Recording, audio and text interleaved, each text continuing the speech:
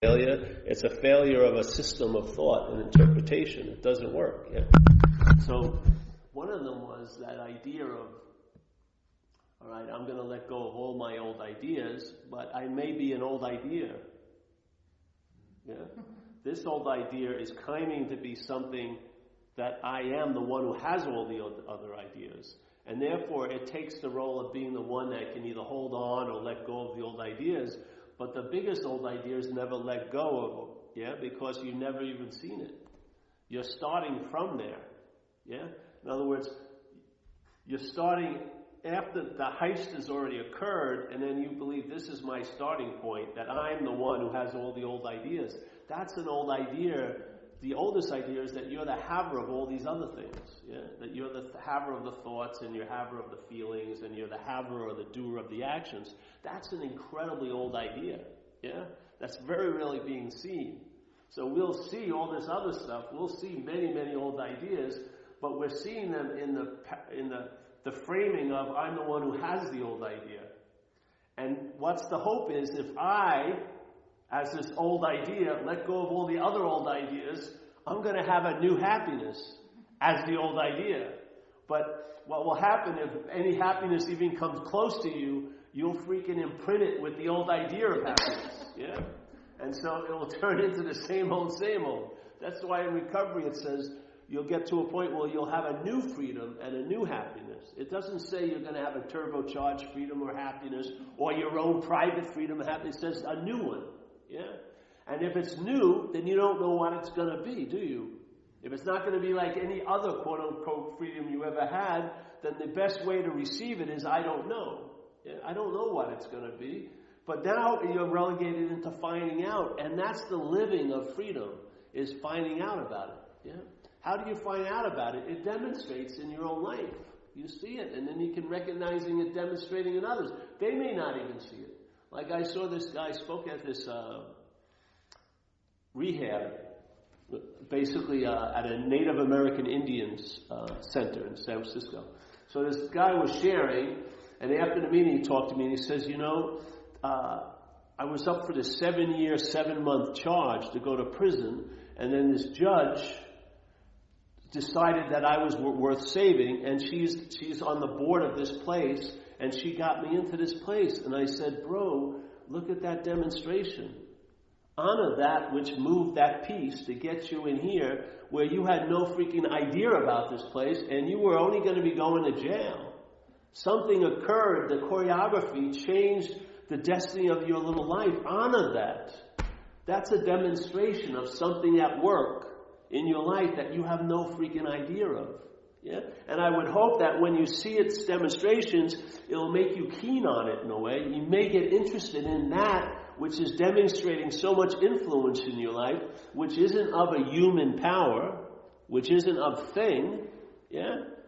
And so it may pique your interest, but what happens with the head, just like if someone has a miracle at 9 in the morning, it's usually forgotten by 11, yeah? They call up 8 people and then they're fucking back to whatever they're thinking about. But the same head, if it's having thinks someone did something to you 30 years ago, it's dwelling on that resentment for 30 more years. Yeah? But a miracle, and you have to see sort of the theme of the conditional mind. It isn't resting on the bravo side for you, the winning side. It's not. It's sort of like when something's going well, there's usually questions that you don't deserve it very quickly. Or when are they going to find out? Or when she figures out who I am, she'll never want to see me. All this stuff. Yet you've been hoping to meet someone for years. Yet when you meet them, it's like the kibosh is put on it immediately by the head. Yet the same head, if it's feeling bad, goes, I'm going to feel like this forever. That's what drives people crazy. They feel uncomfortable in a very fleeting moment, but the conditional mind plays with time, because time isn't a real thing. So it makes that moment and stretches it forever. So you have to do almost anything in that moment to get out of that feeling, and if you would just sit back, it would probably pass. Yeah. But the feeling is it's not going to pass. And it feels really, really authentic that it's not going to pass. Yeah? This is called the bondage of self. That's it. You're bound by every possible thing that it can co-opt, it uses it to facilitate your bondage. It uses time unbelievably. Yeah? Something that's really good seems to be fleeting. When it's bad, it's going on for fucking ever. It's like plays the longest note when it's like a downer, but a high note, ooh, it's gone. Ooh. I wish I got some pictures of that. It was so fleeting. But this fucking depression is dragging on for months. You know, there may be some validity in some of those movements, but there's a lot of additions and subtractions that you can be relieved of. It may not change the destiny of your life, but you could travel lighter over it, yeah? How did it work for me? It worked simply, really, the real activation of it all was a download. But then how it impressed itself as an understanding is, it was a foreign installment. I really saw it as an alien thing, what I had been taking to be me, or what I thought was representing me, or pointing to a me, or implying the real me, and just assuming that I was there because I was there, which is the thought system is doing quite a lot. It's assuming that you're there. And so I had fallen under that prey, yeah? So I was making the leap into what all the thinking was pointing at, what all the feeling that ever has been co-opted, and it is being co-opted. Your feelings are being co-opted by a mental process called selfing, and are used by that process to facilitate the bondage of self by the one key phrase. In all of its co-opting, you'll see the one key phrase: feeling, thoughts, actions, time, yes? Money, everything. It's always preceded by the word mind, the sense of being the one who has the thought, the one who has the feeling. It comes in front of everything. Yeah? That's where the heist occurs. Prior to that mind, there's the conscious contact, and then the mental process slips in and takes to be the one who's in contact, and then starts claiming everything that it has become in contact with, not through its own powers, but through consciousness. Yeah? Consciousness is what's causing the contact, but this claims to be the one who's conscious. And as soon as consciousness is taken to be an attribute, then you have the opposite of it in play. You can be less conscious. Yeah? Just because you're conscious, that doesn't mean you're always going to be conscious. You can be really conscious and then really unconscious. Yeah? But what it's playing with, by the heist, it's taken the act of consciousness and made it an attribute that you have. And therefore you believe that you can achieve something because it's your attribute. You can finely tune it and hone it so that it gets better and serves you better. Yeah? Yet the true experience and the true release is the acceptance that all there is consciousness. Yeah? Now there's an appearance of more or less, but in fact it's all happening in this huge field that's infinitely available at all times.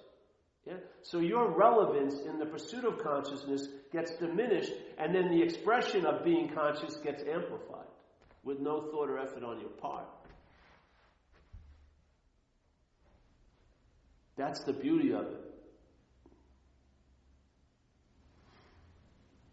You give up the drive to amplify it, and it amplifies by that drive being given up. You get liberated by giving up the need to be, by losing the need to be liberated. That's the liberation. You think it's liberation as you, it's liberation from you. Yeah? That's why a lot of people want to be there to get it, but you got to get it. It's liberation from you. And what you're going to be liberated from isn't a you, it's an activity. And that activity wants to be there to experience its own absence. It will acclaim its own absence. And it will neuter it as soon as it does. As soon as you said, I had this unbelievable experience of not being there, you're there again. Now what you are becomes the fleeting aspect of life, which is unbelievable. Unfreaking believable. Now you and this becomes the continuum. You are the pseudo-constant now. Everything's happening to you as if you're a stable you that you were when you were 5. You have nothing, not even close to what you were when you were 5. Your personality's changed. Tons of shit has changed. You know what I mean? It is just an incredible reach to say, oh, that was me.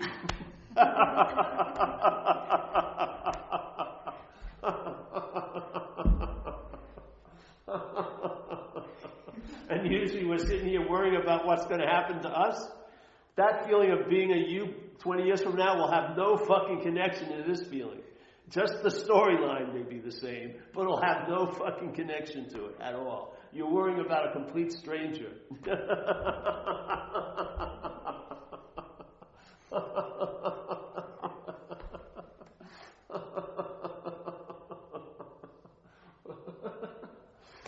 So, this is how it happened with me. I heard this thing, went back to the book of recovery, because I was doing workshops there. I read this one chapter every week on Monday nights, how it works, and then the presentation of the problem is very succinct in that chapter, and then the solution is made available, or the seemings, whatever you want to call it, and then it doesn't really go into a lot of description of the effects. That will come later, but it tells you very clearly. And it has this, and so I would always use these words, self, quite a lot, because they're all over the book. Yet, the feeling I had when I read that book, that word, after this whatever started to occur, was unbelievably different. It was like I had a whole new vocabulary, like a whole new dictionary from another planet, yeah? And the effect was a clear, very, very discerning view that it's not me. Yeah? And as soon as I saw that it wasn't me, what happened? All that interest and attention that I was trying to herd and direct to where I thought would make me better and try to pull it off of these, why is my mind still going down those same places? Come back trying to rip it with practices. It just left the selfing. Like a butterfly, just fluttered around. And then it started landing, and I found out where it lands. I didn't no idea. I still don't have any idea. But now I know that it's drawn to something other than what it used to be drawn to. To me, it was past being drawn to it. It was enslaved to it. Yeah. It was enslaved to it. And it's the interest that's pumping the meaning into the thought, not the thought grabbing your interest. It's the interest. Because the interest is going into the thought over the bridge of mind. These are my thoughts, or they're about me. That's the big glue. And that's what I saw super clearly, and I've had relief from that ever since. You know. And relief isn't like it's like a spring of fresh water. It's constantly moving. The current is constantly on. And then I started to see that everything is just verbing here. There's not a noun to be found at all. Not one. There's not one noun. It's all a mental, made-up thing.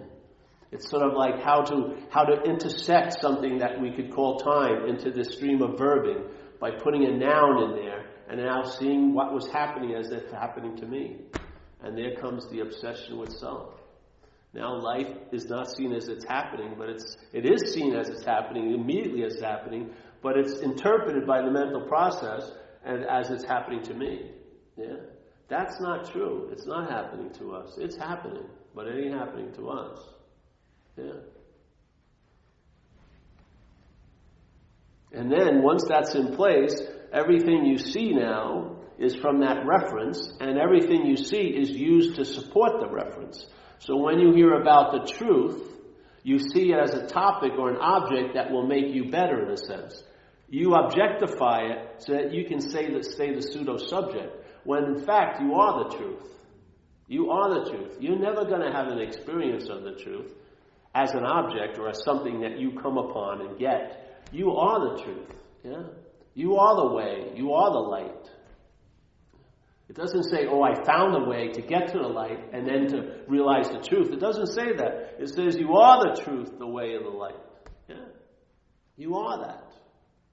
Now the head, that would go totally against the paradigm or the system. So what it has to do, it has to claim the peace before you get there and conceptualize it so it can recognize it and then formulate it into the system. But what happens is the system is rooted in anxiety, and so a word that peace may symbolize a sense of relaxation and calm, when entertained by selfing, is used to agitate the mind even more. And then a bigger word will drive you crazy if you have a spiritual illness, spiritual seeking, and that's enlightenment. It'll drive your whole life fucking crazy. You think like you had a stern mother, now you got the super mother-in-law of all times, enlightening. No, you're not. You should be, every second should be spent in conscious whatever. Jesus Christ, you're just like, your sphincter muscle, your spiritual sphincter muscle just locks in place. Why? Because it's trying to eat enlightenment as a concept. What's it going to mean to me? Enlightenment supposedly means the cessation of all suffering, yet the selfing will use it to cause mental stirring up, suffering. Yeah? It doesn't have any respect for anything. The most noblest idea it will claim and neuter it and make it something it can use to do what? Facilitate the bondage of self. That's what it does. It can use spirituality just like a corporate life or a vagabond life or this or that. It'll use whatever. Addictive life, alcoholic life. It doesn't freaking matter. Like we always share, the same voice that's talking to you about, hey, it would be a great idea to shoot some coke right now. when the police are like right outside or something. It's the same voice that's critiquing the condition you're in now. It's the same voice. It didn't get interrupted by you getting sober. It got sort of caught with its like leather pants down. Now it's put on some, khaki or whatever. What's that for Dockers? And now you're doing the lingo of recovery, but it's the same voice. It's just adapted to a different milieu. And it's bonding. The bondage of self is being applied all freaking day. Because as you're sitting there sharing about your feelings, your thoughts, your reactions, your resentments, they're all the expressions of self, and you're claiming them to be yours. You're in the act of being identified as a self. How could you not be? How could you not, if a foreign thing was expressing through you, and your little voice box, every time an expression came out, you said, that's mine, I'm doing it, I never did. That I would call the identification with the foreign installment. What else can you call it? You don't even know you've been taken over, because the expressions of the taking over, you're calling your own. And you're trying to get better from them or trying to get therapy for them.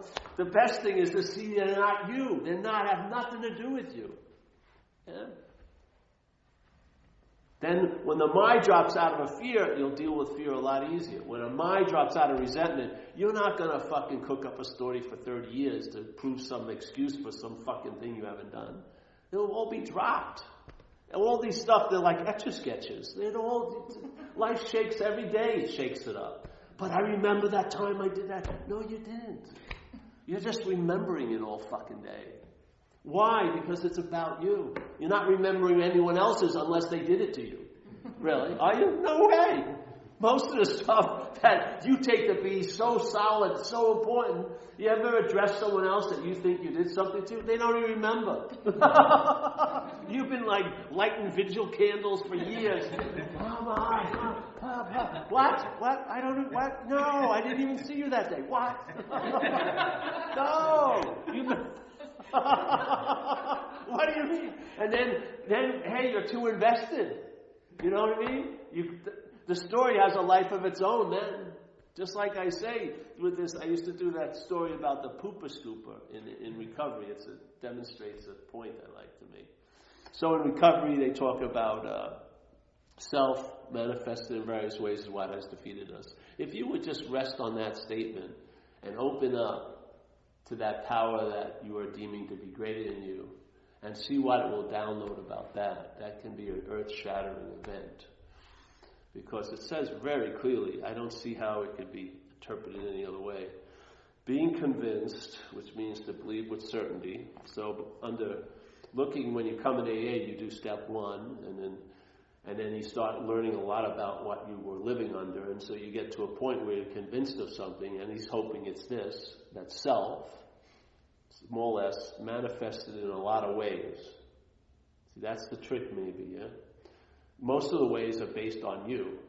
You're calling them your manifestations. So self, manifested in various ways, is what has defeated us.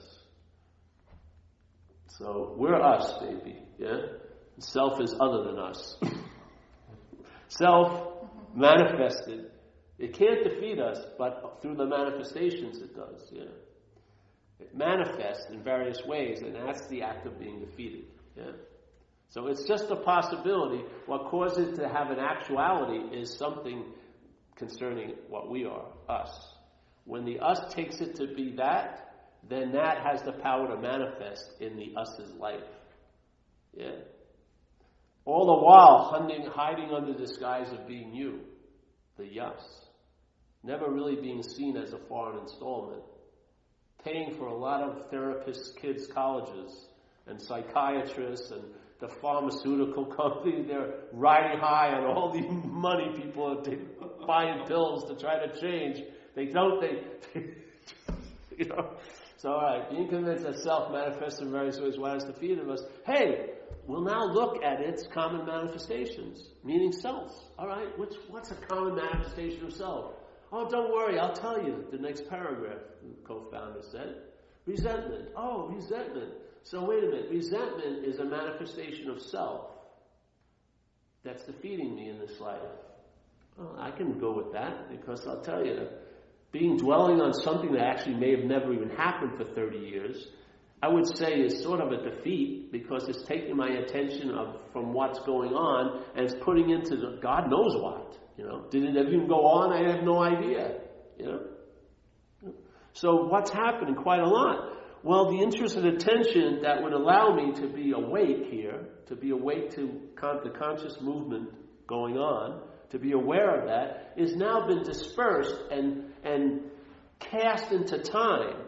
So I'm constantly concerned about things that aren't happening, and I'm also constantly concerned about things that I think are going to happen that aren't happening. Yeah? So my interest and attention, which is available to enrich my life, is blown into time, and therefore I'm not here seemingly. Yeah? I feel fucking empty, but not in the good way. I feel empty, like something's missing. And therefore, it's my job to go out and find that and fill that hole. Not realizing that what's pontificating about the hole is the source of the hole itself. And it has no intention of filling the hole at all. Because the hole is its fucking mouth. Yeah? This is how it gets its food. You're going to give it all the drama it wants, all the fucking shit it wants, and it's going to use you as transportation. Yeah? All right, so if you see that, what happens? All right, a my fear turns into a fear. Hey, guess what? The fear doesn't seem to have so much potency when the my is taken off of it. Yeah?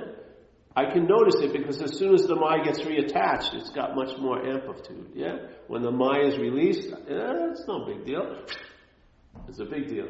All right, so let's forget about the fear because it's not a cause. It isn't. It causes shit, but it's an effect of the other cause, which is the original, the oldest idea, the original disease, which is reliance on self. Yeah? Bill W. says it very clearly. If you're in the big book, why not be in the big book? What it actually says. Yeah? It says fear in his writings, as Bill sees it, he says fear triggers or activates the character effects. Yeah? We all know that. Yeah? You get concerned. Let's say if I have some money and I'm doing paint jobs, and I'm not in much competition with other people to get the job because I have money. I'm all cool. Yes. And when I tell the person, I give them a pretty price I can agree with, and I'm probably going to do what I said I'm going to do. All right, now let's say my bank account goes down, and I'm afraid that I'm not going to have money. So now the other people that are bidding on the job, I resent them because I see them as a threat for me getting what I need, which is money. Yeah. Now, when I tell the person to get the job, I lowball it, but how I'm going to do it is I'm going to say I'm going to do 2 coats, but I'm only going to do 1 coat. Yeah? So now I start getting dishonest and inconsiderate, selfish and self-centered. All rooted out of the fear. Yeah? What's behind the fear? I want the fear to be vanquished, but I want it to be vanquished by me. Or by a God of my own understanding, which is just me again. Yes? So the fear is rested on what I'm relying on. And it's a valid fear. I'm not managerial quality. So I should be fucking afraid that I'm not going to do. And that should lead me to doing almost anything to get the fucking job. Yeah? If you try to deal with the fear and not deal with this, it's like you may cut the lawn that day, but the grass is going to grow again. Yeah, the next day. But he says it very clearly. He says it in the fear inventory. You can read it. It's right in the big book. It says, "Why are you in so much fear today?" And the next sentence is, "Isn't it because self-reliance has failed you?" So that's the diagnosis. I don't care. You can spend 30 minutes describing why you're in the fear, but he just gave us the answer. It isn't why you think it is. That's the dressing. That's the manifestations. That's like the embroidery. But the real suit that you're tied in is the reliance on self.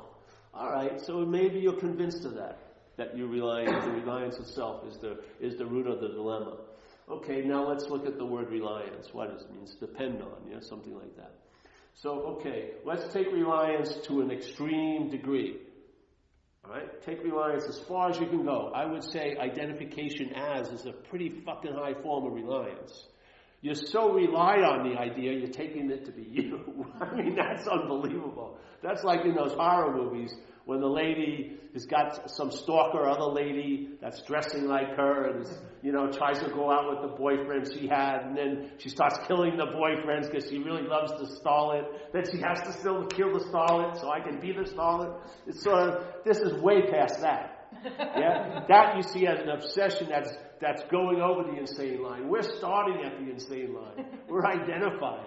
So if you follow this thing, so the most extreme reliance on self would be identification as a self. Don't you think? It would be up there anyway. And then if you see that to be the case, then a statement that you've read in the big book makes sense, that we are people who don't have problems. We are the problem. Yeah? How could you be the problem and yet get relief from it?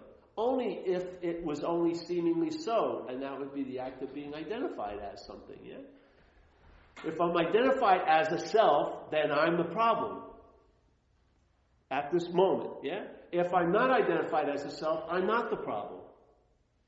And that's what happens with a lot of people. They're having the experience, let's say at 11 o'clock in the morning, they feel pretty good, so they're experiencing being free from the bondage of self, but 11:04, they're up the ass of self again.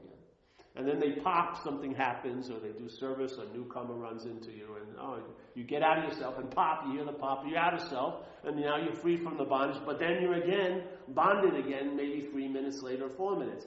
This is as far as it can go when the identification is still in place. You can experience being out of it, but you'll basically be in the state of being in it. Yeah? So you'll have an experience of being out of it, but the basic state you'll always go back to is being in it. Yeah? This is beyond that. This is a thing like where they say on page 84, they said, the problem will not exist for you. And how that stabilizes as an experience, because a lot of people have an experience during the day, the problem does not exist for them, but it's not the steady experience. It comes and goes quite a lot based on circumstances and situations. That's not reliable. What would happen is the problem doesn't exist for you, and for it to stabilize as an event is that it doesn't exist as you, which would be the identification with it has been broken. Yeah? So I make total sense to myself. It blows my mind. I can't describe it any better. And then people go, oh, and they just walk out. What? I can't paint it any better. Oh, well, thanks. It was a good meeting today. Yeah. Well, whatever. So you see it, eh? It makes sense. It doesn't even have to make sense. But how could you say statements like, you're the problem, and then expect any true relief? Unless it's only seemingly so, based on the condition of the mind itself. And that condition is that it's identified as a self. At that point, it's the problem. That's why it's trying to seek help for itself instead of from itself. Yeah?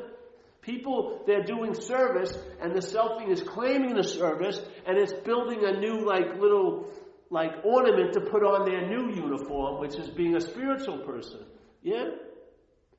They're trying to get more from it, not get relief from the self. They're trying to get spiritual as a self. Yeah? All the while not recognizing the hijack that's in place, that what you may have a noble feeling about has been co-opted and put back so it morphs and sits in the frame of self-centeredness. So now you become spiritual. Then you go to places, oh, I have 20 sponsees and I do this. I'm fucking spiritual. I mean, look at me. Fucking helping everyone every day. Let me tell you. Yeah? But are you? It looks like you've acquired it by doing something. But your true nature is of spirit. Yeah? So it's not like I did a thing called S when I was very young, this process when I was 18 or 19. And one of the things I remember is like they said, this formula that most of us follow is we're going to do and have ourselves into a state of being. Yeah? So you're going to do something, and then you're going to get something from it, and that's going to bring you into a new state of being. But all it does, the doing and having, is you do and have yourself into an aberration of the same old state of mind, selfing.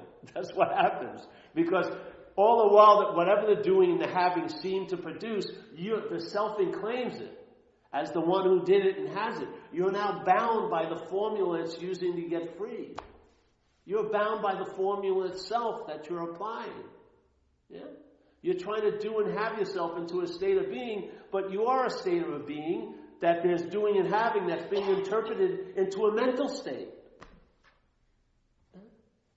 So you have a sense of nobility, but it's not leading to anything noble. Yeah? It's like a form of slavery. Yeah? It takes your best intuitions or your best inclinations and co-opts them and uses them to reinforce the inherent bondage of the self. Like there's an old master, Trungpa Rinpoche, an old Tibetan master, wrote a famous book called Cutting Through Spiritual Materialism. And I never forget the first page. He says, one thing you got to know, and he used the word ego. What has an ego? That's the feeling of self. The self feels like it has an ego. The ego isn't the problem. It's the one who has the ego. That sense of being the one who has the ego is the problem, in a sense. Yeah? That's just a conceptual idea that it peddles as being what it is. But it's the feeling, the felt feeling of being a self. That's the bondage, not a thought about being a self. That wouldn't be able to do it. It has to be wrapped in a feeling. It has to produce a sense of being a self. Yeah, that's what it is. There's the sense of self. Yeah. So, where was I with that? Trungpa. Oh, Trungpa Rinpoche. So the first paragraph, he says, the first thing you got to know is that the ego will take advantage of anything it comes in contact with. So what provides the contact is consciousness, and the mental process claims it and takes advantage of whatever has been revealed by the consciousness of this experience. It claims it and uses all of that to facilitate the mind's bondage to this idea of being a self. It's an incredible heist. Yeah? And it gets after a while, it's so lazily occurring that you're totally helpless to it. You're starting at square 3 in the game board. Yeah. When you seemingly think you've woken up as you're waking up into a dream from you. Really. You've now produced a distance between what you are and what you are. Because one is called what you are, which is maybe some conceptual idea of your true spirit, and then there's the activity of who you are.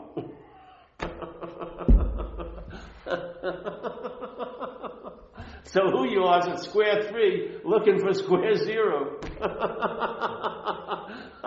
The point is, there is no square 3. If you found square 0. I didn't even have to look.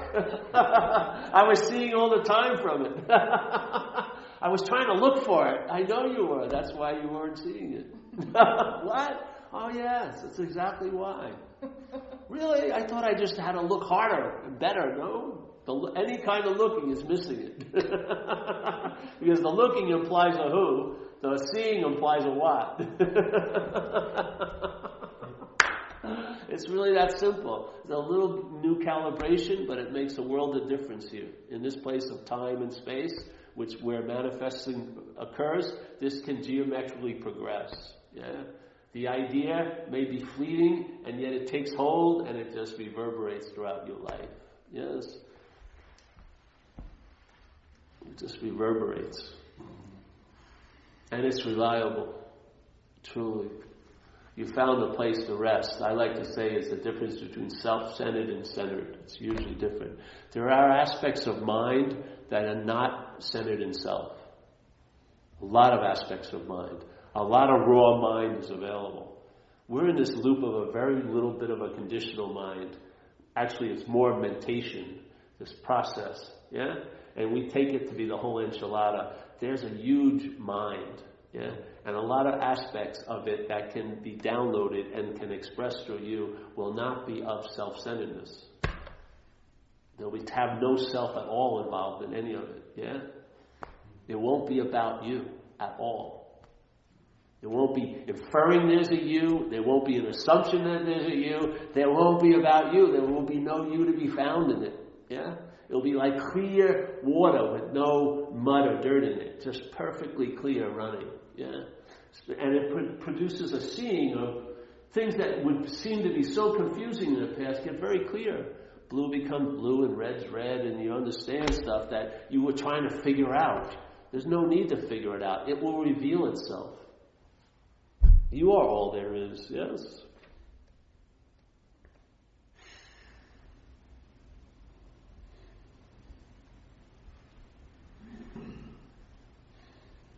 So you take that statement, this thing with the self, manifests in various ways, and then you bring in a book called The Course in Miracles, and you apply an axiom from there called Lesson 2, which is you and I are giving everything all the meaning it has.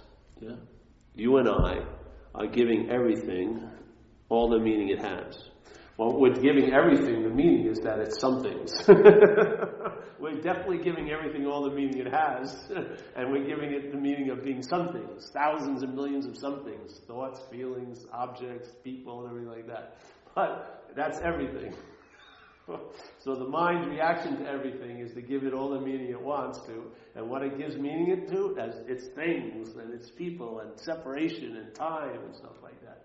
So you and I are giving everything all the meaning it has. Simple way to demonstrate it. Look at your experiences. Everyone's here is in the same event, but we're having different experiences about it, yeah? Because you're giving it a different meaning than I'm giving it. It's as simple as that. And if you can prove it in one example in life, it fits every other example in life. Every moment can be framed by the same statement. You and I are giving everything all the meaning it has. Wow. Gee, so when something really feels real to you, where is it getting that meaning of reality? From itself? It would have to be a real thing, and it isn't. Yeah? It's getting it from you. You're the reality. For something that seems so real, that it was so thoroughly convincing, and yet the next day it seems so phony, where did it get the reality from? And when was the reality removed from it? Like the next day. Yeah? Your condition changed, suddenly your mind's not into it anymore? Oh, that's fucking nothing. Yeah? Then you're bummed out the next day. Oh, that's the biggest freaking thing that ever happened. People with me and my friends then were talking about it today. Whatever your head's running right now that seems important, it's framed as the one. Yeah? This is the worst I've ever felt. Well, you've had the worst you ever felt 20 years ago, 5 days ago. But it always has this historical supremacy that this is the one. This is the big problem. You know, now in my head now it's mortality. Yeah? I'm going to pass away. Oh, it was much easier when I was young. This would never occupy mind. What was? Pimples, girls saying hello to me, what do they mean? I was in much more excruciating pain then. But no, this is the one. Why? Just based on it's happening now. Yeah? It feels it. You feel like, oh, it's so true, but it ain't. It's getting all the meaning from you. You don't have to kill it or exercise it, get it out of there, vanquish it. All you have to do is lose interest in it. And how do you lose interest in it? Is you lose interest in you. And how do you lose interest in you? By realizing you're entertaining the possibility. You may not be the feeler. You may not be the thinker. You may not even be the doer. And if you're not, you're going to lose interest in all the feelings, the thoughts. And what is your interest going to be relying on or resting in? Find out. But see what it's like to be freed from that preoccupation that everything's about you. Find out what it would be like if it's everything's about everything. See how that plays through you. You may like it a lot better. No one's going to do it for you. No one's going to come and give you the blessing of all blessings. You're the blessing itself. Like Buddha supposedly said, he said, be a light unto yourself. He said, he didn't point any, next one. Like, it wasn't like a guru franchise where he's the one. I thought you were, now he's the new one. Follow him. He said, no, I'm not telling you no one. He said, you're a light, be a light upon yourself. Be a light unto yourself. In other words, you're the light. Yeah. Oh, I can't be because I'm this, and this, and this, and this. All right? We don't want you to try to be a light like that. Let's just question, are you this, and this? Are you the one that's this, and this, and this? If you're not that, then that's that. You'll find out what you are by living. Yeah? And you have time here to do it.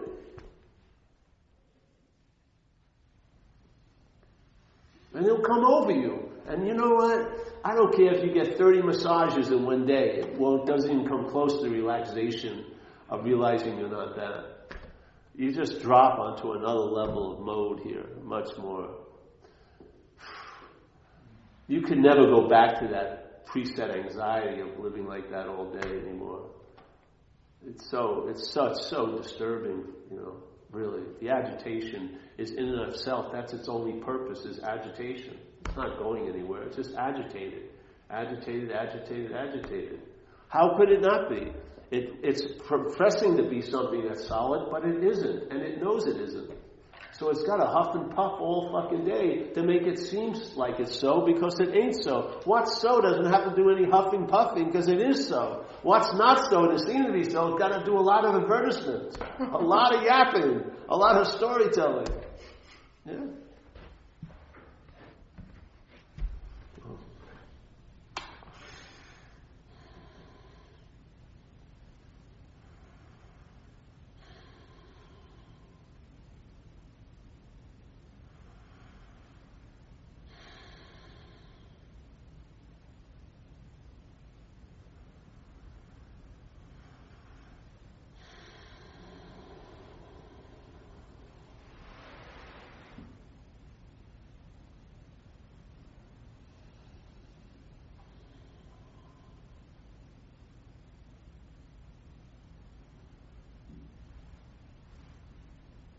Speaking now.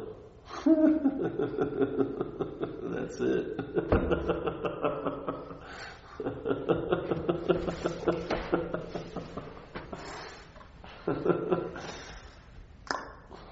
That's what you're looking for. Really? Yes. What's looking? Who could that be? It's not who, it's what. Let go of the who, what's left. This is what's looking.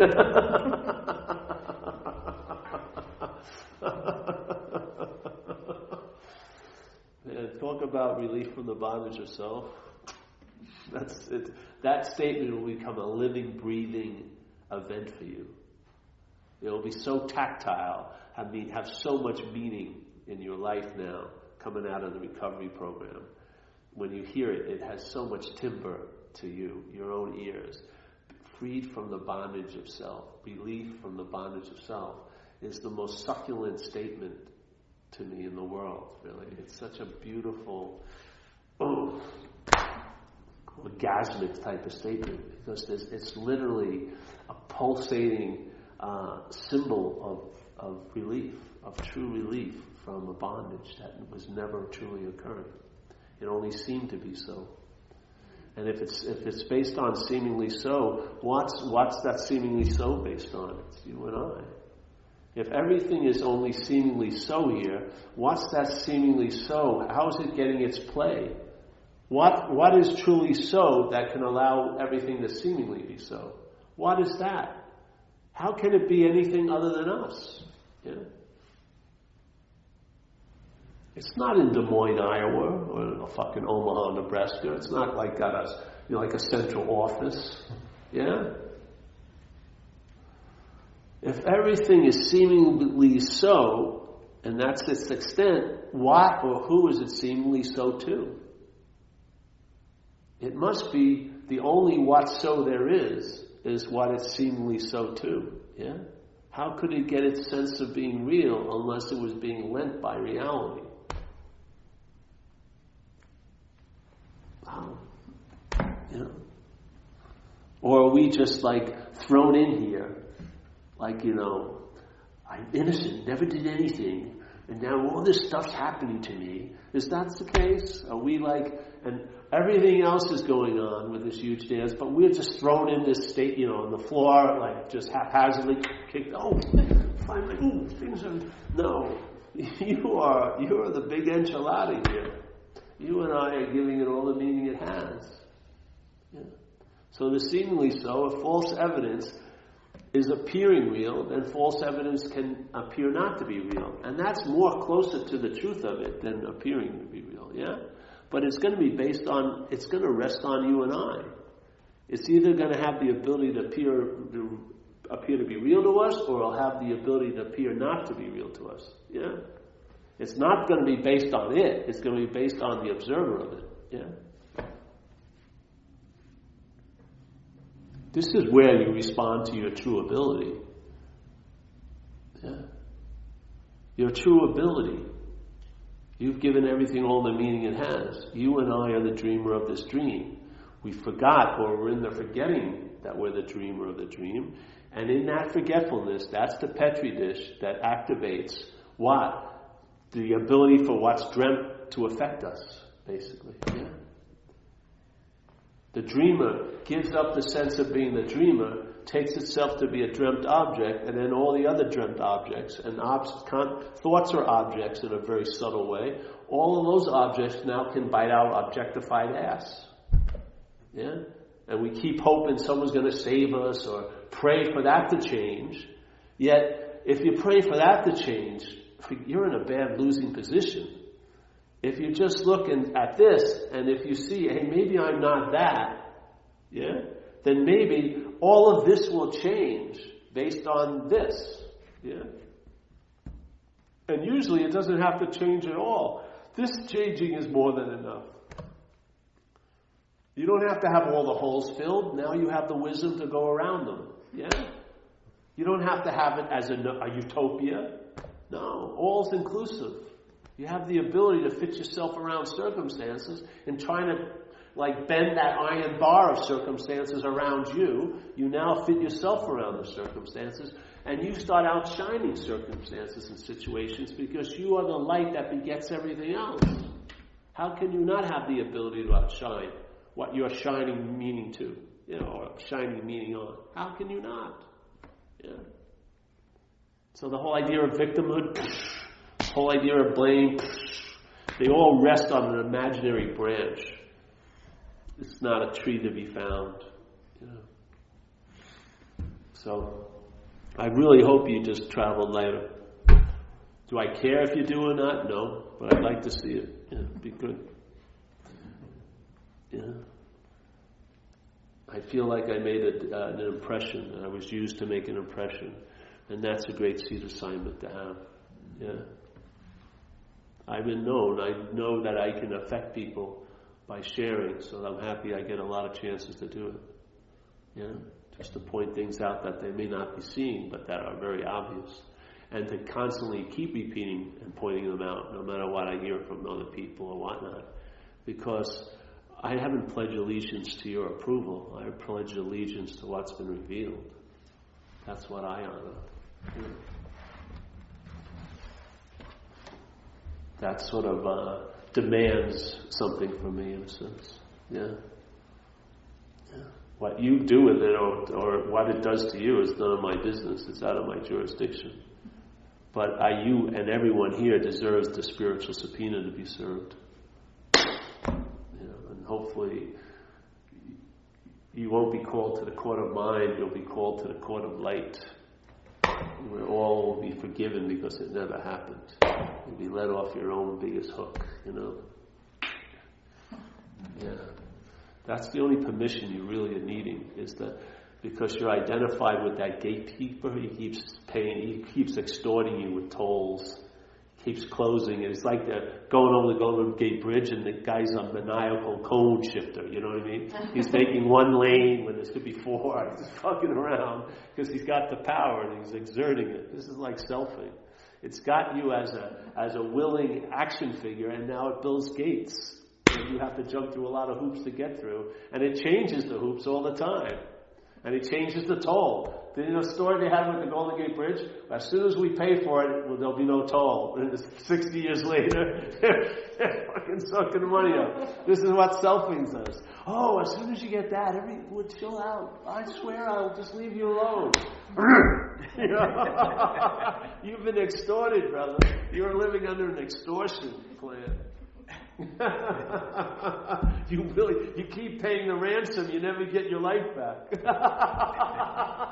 800 hours of therapy. Where's my life? I know all about it, why I don't have one. I know, I'm very clear what caused me not to have it, but where is it? I thought it'd be showing up by now. More. Okay, I'll do more. When you were a kid, were you looking for relief? Not much. You were looking to have fun. Yeah. You can have fun. And I had an old apple tree, I swear to God. The kid across the street on Linden Street, I lived on Burtis Avenue, was Wayne Griffith. He had this crazy dog, this beagle. It was an old beagle named Daisy. I'm going to get to the real story, but this beagle was trippy. So if I was sitting here, and then Wayne was sitting there, and the beagle was in between us, we'd be petting it, and the beagle would look at you like this and bite the other person. It was tricky. He'd look at you, and he'd bite the person who was not looking at. All the time. It was a nasty little dog. But this guy was my best friend since I was 4 to 7. Yeah? And we used to go, he'd come to my house. In the backyard, we had an old apple tree against the side of the house. My room was upstairs. You could climb out of my room and climb down the tree to go out in the yard. And we'd get there every day, and we maybe had like 14 plastic army men, maybe a Jeep or two, a little Jeep. And we played there every day for hours, for years. Yeah, we didn't get we didn't get 800 pieces, like 13 pieces running around, and our minds were fertile. They were fucking expressing and enjoying. We were in spontaneity, and when we got pissed off, it would come and go. When we were elated, we would come and go. Yeah, but everything, there was like a sense of freedom inherently. So I wasn't looking for anything. I wasn't looking for meditation retreats or anything else, or trying to read inspirational books or self-help books. I like comic books and shit like that. It was just more of the mind was free-ranging. It was roaming, and it had the possibility to roam because it felt I was in a reliable situation. I wasn't in an abusive situation. Now we're adults. The abusive situation is in the head usually. And we have to find the reliable neighborhood. We have to have that place to rely on so that we can have that ease and comfort to have our mind be able to free range so we can have wonder and awe again. Yeah? That it's not fucking enslaved to time that I have to accrue more value to get a sense of being okay, yet never really getting a long sense of being okay because I get back on the wheel and try to get more value all day. Yeah? To be freed from that. It's a possibility. Who's going to open the lock? The thing is, there is no lock. It is a gateless gate. It is an open secret. That's why they said it. They weren't fucking with us. They weren't, I'm going to really fuck with these people. It's a gateless gate. What the hell does that mean? It's not a gate. There's no gate. If it's gateless, there's no gate. So there's no walking in and walking out. It's an open secret. How could anything be a secret if it's open? Exactly. The solution is obvious. It's right in front of our face. But where in front of my face? Right in front of your face. Have faith in mind. We've been provoked into a fear based on a mental condition, but mind is the only place that is reliable. Because it's everywhere and nowhere. It's nothing and everything. It's where peace and serenity abides. That's where you'll have a new freedom and a new happiness, and you'll know the word serenity, and you'll have the sense of peace, like it says in AA. It will become alive for you. Not just an idea, but a living feeling. You now know what it's like to be surrendered. You've had the experience of surrender, so now you know how to surrender all day. You can become surrendered. Yeah? Your mind can entertain it. Once it hears the possibility, then the mind does the rest. It's just that it's been enslaved to a very small system with very limited possibilities. Not that you're okay, but I will be okay. Yeah? Not that it's great now, but it can be great later if I do da-da-da-da. It's a form of fucking slavery. This is dropping another possibility in it, and the possibility is you don't have to be in it. And now you're opened up to a whole new field of possibilities, where everything used to be exclusive, now it's inclusive, with no thought or effort on your part. I can surf and work the same day. It's not like if I'm surfing, I can work a little bit and surf too. Things become inclusive. Oh, jeez. And then you know the relief in the beginning is you get a huge relief from what's absent in your life now. All that shenanigans just starts losing influence, yeah? And then the real goodies start showing up.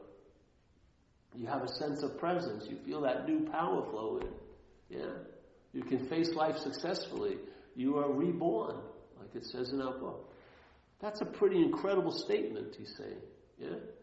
If you sincerely take this position of relying on something greater than self, yes, that you will feel a new power flow in. You'll feel the juice. You'll sense the conscious presence. You'll be able to face life successfully. You will lose the fear of today, tomorrow, and the hereafter. He doesn't today, tomorrow, and the hereafter, like forever. You'll lose the fear of all that. Yeah? You'll be reborn. Oh, I don't think so. I don't know if I want to go do that. I have to go to a meeting? No, fuck. I don't want to do that. So, a step, 12 steps, like too much. If they brought it down to 3, maybe I'd do it. 12, take too much time. You know. Oh, what about that statement? Oh, well, I'll feel new powerful in what the fuck? Can you imagine? And everything that is mentioned in that book, I have an intimate experience of. I felt that new power flow in. You know? I felt the conscious presence. Yeah? I saw the loss of fear about today, tomorrow, and the hereafter. I was reborn, if you want to use that terminology. I think I'm unborn, but if you want to say reborn to being unborn, far out. But, whatever. The words don't matter. It's what they convey. And they inspire or they incite a feeling in me. A tactile feeling of that freedom that's being implied by those statements. Yeah? The goods have been delivered, so to speak. And none of us here are special. The same mind is available. Have faith in it, man. It's one of the greatest statements in spirituality is called faith mind, and that's the whole statement of it. Faith mind, Faith mind, having faith in mind, not in the mental process, but in the mind. So, there you go. Any questions? No. Let's not go there.